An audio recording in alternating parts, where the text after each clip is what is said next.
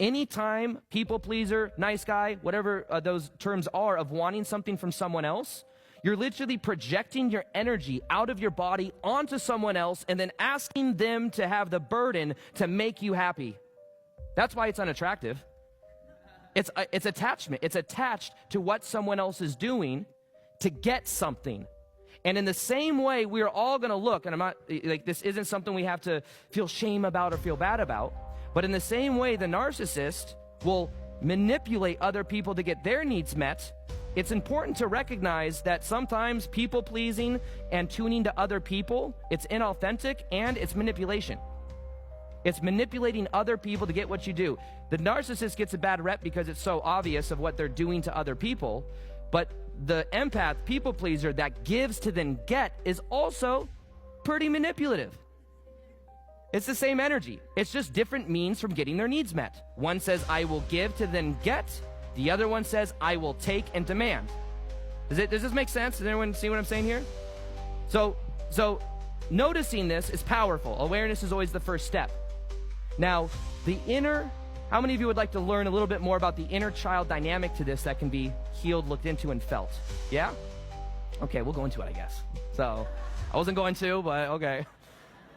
So, when it comes to abandonment, when it comes to feeling the feeling of feeling alone, the feeling of mom and dad weren't there. They may have physically been there, but maybe emotionally they couldn't help you meet your needs. What happens is at a certain age, at a certain feeling, we feel alone. That's why sometimes you see people that, they might leave the kids crying because if they attend to them, then, they're going to get used to that, which is kind of silly because it's like the nurturing of that is the healing of that. There's a video when I had that session with Mark Woolham, who wrote the book, It Didn't Start With You, who, my friend Bridget told me is like an incredible coach. He took 2-3 months to get a session with him. And then luckily, I got a cancellation he had for last Monday. So I got in like in a month earlier than I was supposed to have the session. And I was hoping that happened because I was hoping I could have the session before this live event because I wanted to share with all of you what I learned. So, yeah, welcome. So Mark Woolham wrote the book, It Didn't Start With You, which is all about how we inherit genetic trauma from family lines prior to us. A lot of it has to do with mostly the energy of us inside of our mom, and then our mom inside of her mom. It's very strongly connected through the mom side of the family. And what happens is this energy is on autopilot, and until we do the work like all of you are doing, you are now becoming aware of these patterns. You're becoming aware of your childhood stuff, and you're able to heal it so that you break the cycle so that your kids don't have to carry with it too. Have any of you, there's this video, I wish we had a projector here because I would love to show this video. Anyone ever heard of the still face experiment? Anyone ever heard of that? So, it's a still face baby experiment where what they do is they show this video. Or they show this, it's like from the 90s, but basically what it is it shows the relationship between a mom and the baby, and it's this baby girl. And what happens is the mom is validating the baby. It's like, oh, like encouraging it, responding to it. The baby's pointing, the mom looks over, just like completely like at one with the baby, just the regulating and mirroring the baby's emotions. The baby feels seen and safe.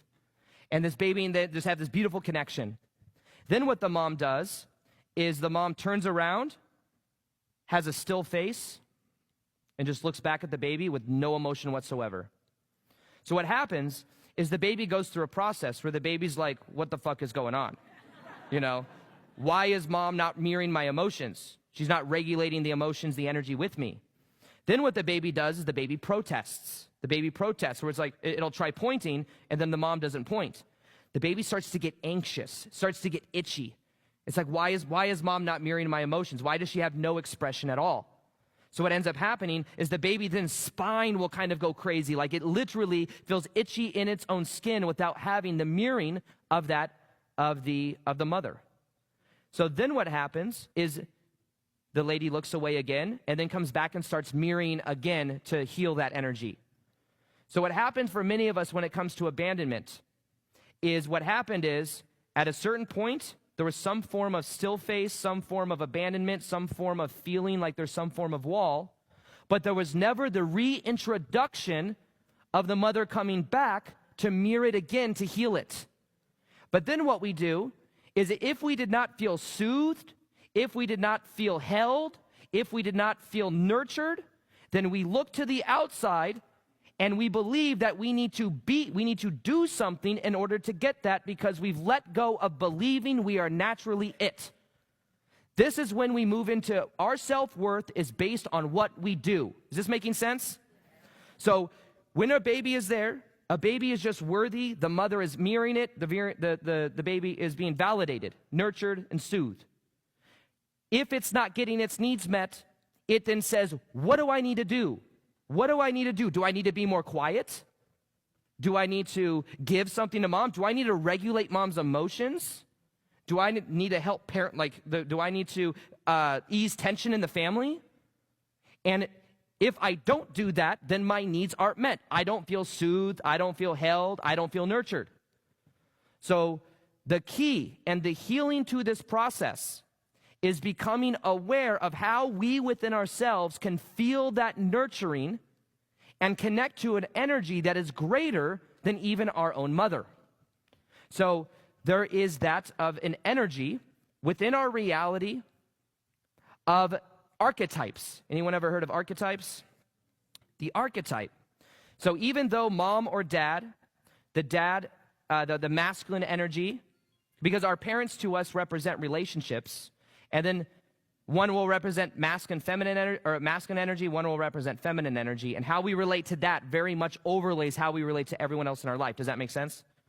So what happens is until we become aware of these energies, until we look at these energies, they stay in autopilot. Even though our mom and us might not have the best connection, or your dad and you may not have the best connection, and you might say, well, you can work on healing that connection with them, which I do believe it can be very powerful, but not everyone can meet us in certain ways, I guess, and I know there's many different people here with many different dynamics. But we're blessed in our reality to have that of these universal archetypes, because we're all one consciousness, that we can all connect to.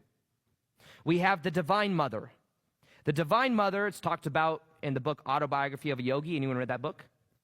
Autobiography of a Yogi is an amazing book from Yogananda. Talks about the Divine Mother. It talks a lot about the Divine Mother, this divine archetype of love and nurturing and support. The Divine Mother could very much be Mother Gaia herself, which is just unconditionally loving, no matter how much stuff that we do to it, no matter how careless we are, it's just always recycling, reinventing itself so that it can support us in this reality. The Divine Mother could be planet Earth, Mother Gaia. The Divine Masculine can be the stillness, the space. Can be God, source energy, the universe. There's many names we can give to these. Well, no matter what spiritual, dialect you prefer, these are just energies. And when it comes to the Divine Father, it could be the sun. Some people say the galactic center. There's many different analogies that you can use for this, but it represents the stillness. It represents the space. It represents the protection, the solidity, a rock that's just stable. So there are different archetypes that we can use in our reality to connect to. And when I was going through that process a couple years ago of healing, one thing I did a lot of was go in nature. Went in nature to clear out my energy field, to connect with Mother Gaia. As I would do that, I felt so much more free. I would feel so much more nurtured. I'd feel so much more supportive. So in a meditation that we do in a little bit, we're going to be going through that process of connecting to the Divine Mother and allowing that transmission to literally reparent us. Because if we didn't feel soothed, nurtured, and held as kids, we will look to that for the outside, and it's until we do that to ourselves, that the energy stays unintegrated. So the key is holding, breathing with our inner child, breathing with our inner self. Breathing, nurturing, and soothing that aspect of ourself that wasn't held, soothed, or nurtured as a kid.